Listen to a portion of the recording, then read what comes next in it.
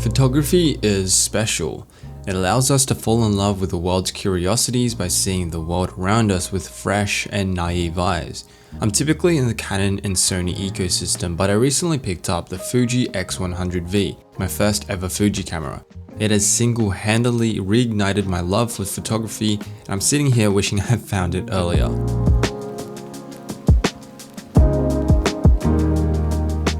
But how does a single $1,400 camera hold such high praise, and is it really that alluring? Well, here's my review and perspective as a first-time Fuji owner. This camera here has got real heavy use, and I was fortunate enough to take it abroad while traveling over the last month, so I'll be sharing a number of unedited snaps in this video straight from this camera here, just to give you an idea of the type of images that come out of the X100V.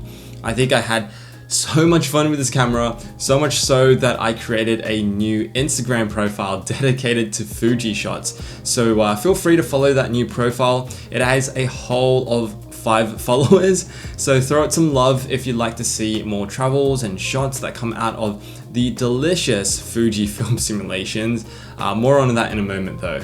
So the Fuji X100V is the 5th entry into its X100 lineup, which originally launched back in 2011. The lineup is known for its fixed prime lens and retro aesthetic, and let me tell you, the Fuji X100V is one good looking camera. The top and bottom is milled from a single slab of aluminium and satin coated for that ultra fine finish, though the lower portion is plastic, not rubber, unlike its Leica equivalent. This is a camera that will and has attracted a lot of praise. I had a number of friends praising its aesthetic, and even had a barista ask me if it was a Leica. Because it looks so damn good, it sits proudly on my office bookshelf as a focal piece.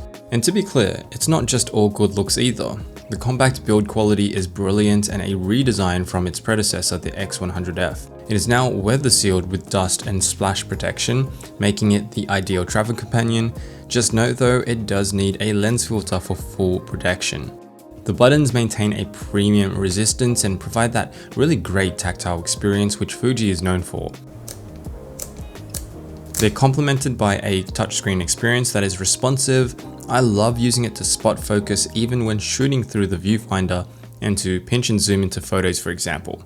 The hybrid viewfinder is a treat too.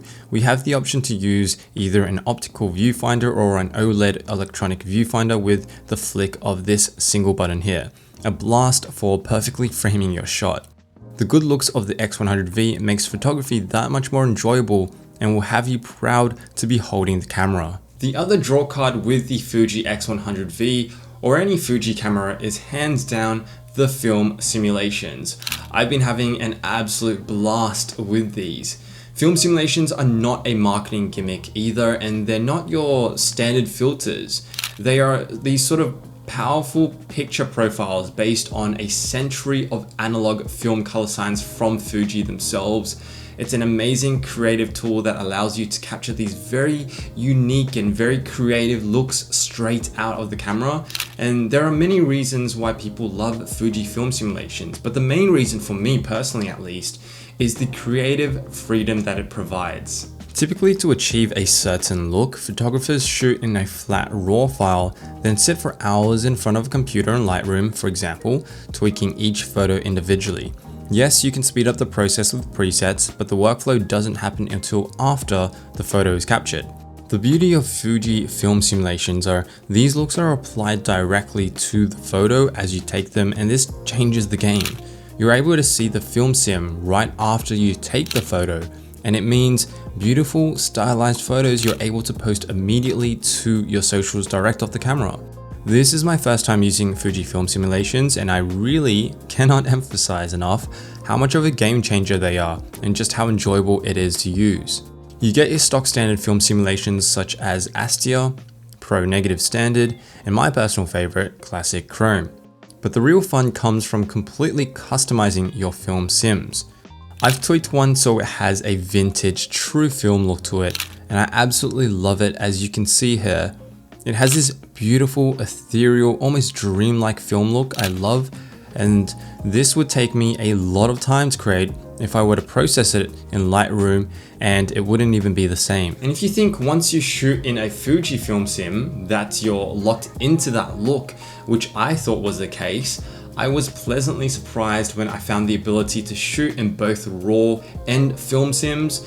And this sort of gives me that the choice of beautiful stylized photos that I can use immediately and another copy in a flat profile in case I want to play around with it. But film sims are pointless if the lens itself is subpar, and thankfully the fixed prime lens on the X100V is absolutely stellar. It's one of the best prime lenses I've used. Specifically, it's a 26.1 megapixel 23mm f2 lens, but just remember the X100V sensor is APS-C, so the angle of view is more similar to that of a 35mm full frame camera. In comparison to the X100F predecessor, it has been internally redesigned and it is incredibly sharp in comparison from what I've heard.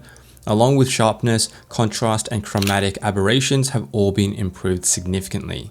I'm able to shoot in rather low ISO and aperture and still achieve a deliciously crispy photo. Autofocus is also brilliant thanks to the combination of the new lens, sensor, and processor. I've even yet to see the X100 autofocus hunt in all situations, including extreme low light, and I can't say the same with my Sony a7 III and also a6400. I also need to give credit where it's due to the built-in ND filter.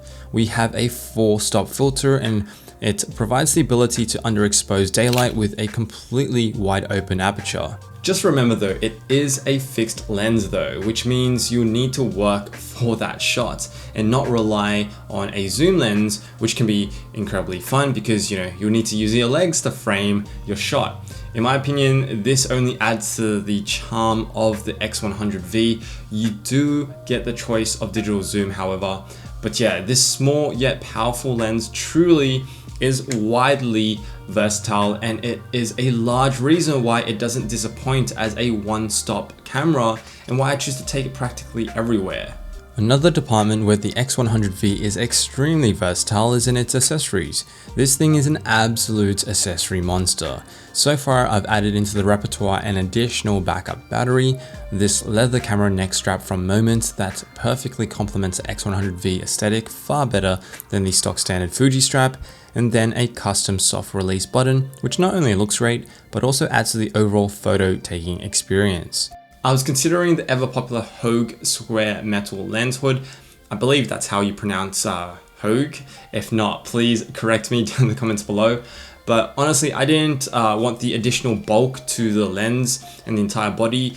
The stock size right here is absolutely perfect for my use case. I'm able to slip it into my bag, no problem, and sometimes even my pocket.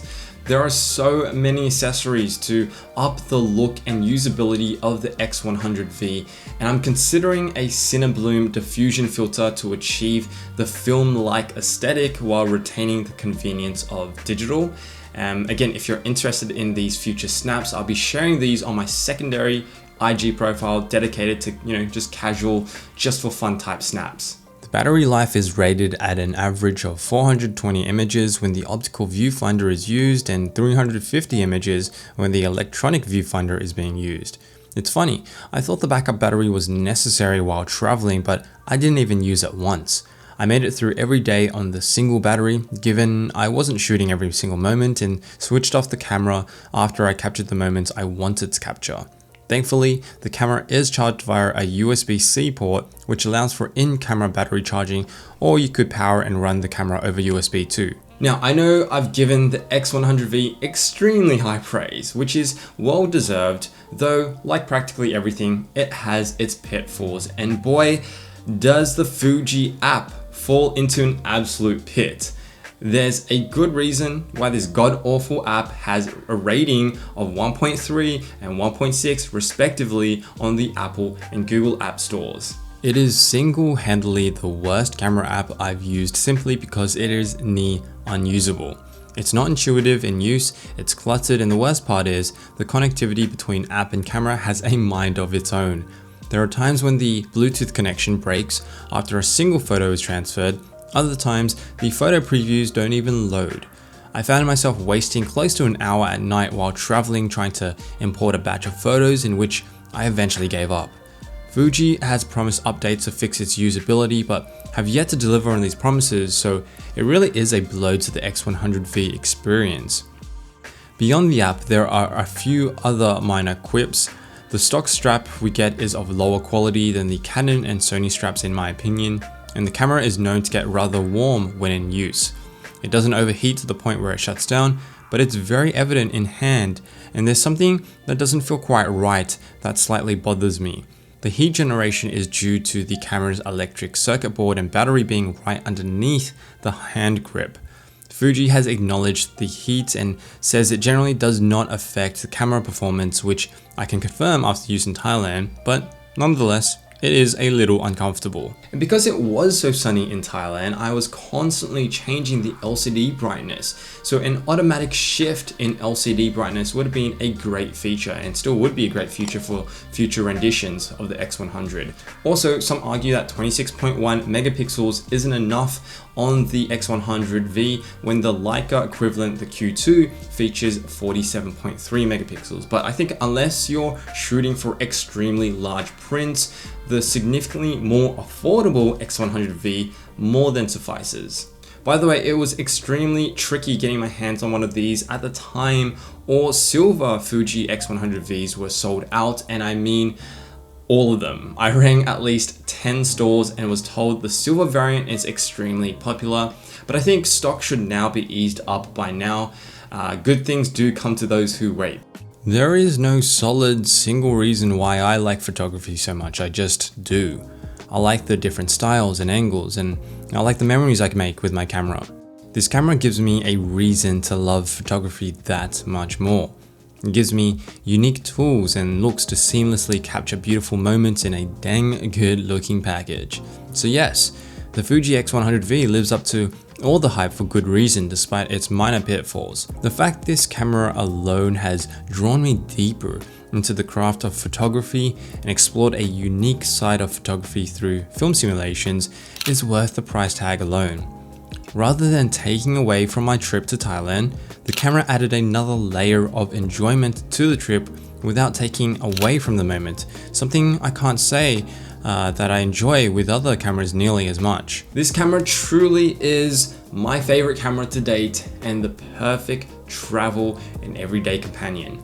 I hardly ever even reach for my iPhone now because I'm just reaching for the X100V instead. It's truly that portable, and it's truly one of the most enjoyable purchases I've made as of recent. By the way, yes, the X100V shoots 4K video too, but I've been so enamored by its photography that I've yet to touch the video functionality, and I think I'll be sticking with the Sony a7 III for videography anyway. If you're either someone who's looking for a step up from an iPhone, or even a step down from a more serious setup like I personally did, then the X100V will truly not disappoint, and I truly cannot recommend it enough. The joy that this thing has brought is unexplainable. So give the new gram, like I mentioned, some love if you'd like to see more shots from me. And if you made it until the end of the video, comment the code word aesthetic and I'll give it a like. Drop this video a like as well and subscribe for more tech and business content. As always, thank you for watching.